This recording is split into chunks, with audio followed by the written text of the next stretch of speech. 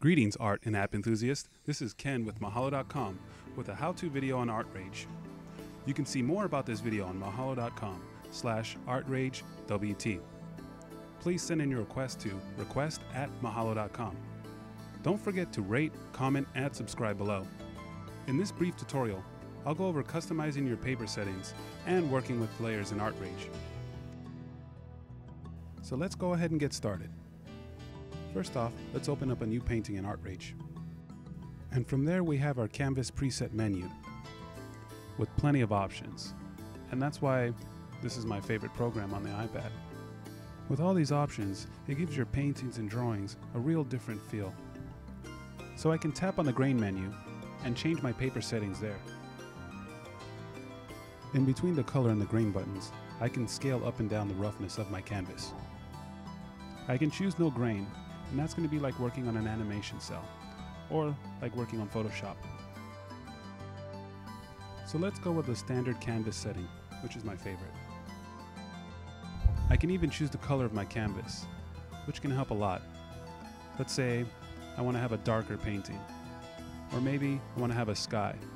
And by choosing the color of my canvas, I can eliminate having to paint over the entire canvas just to get my base color.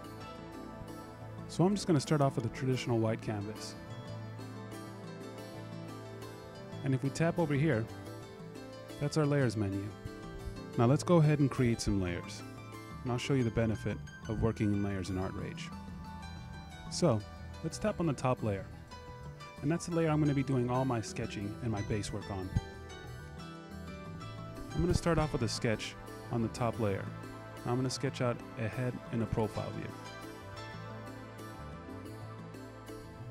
While it appears I'm the fastest drawer in the world, I'm just putting this in time lapse so we can speed up the process.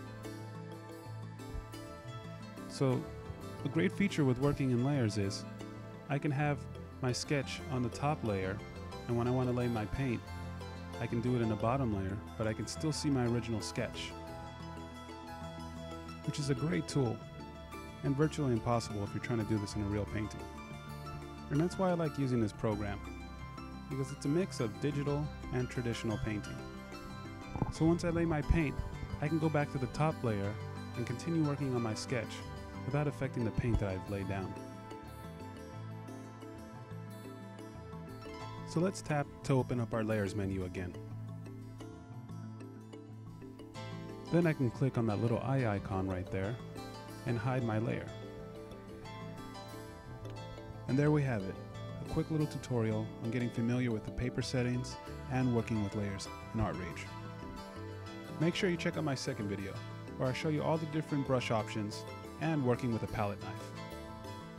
Thanks for watching. This is Ken at Mahalo.com.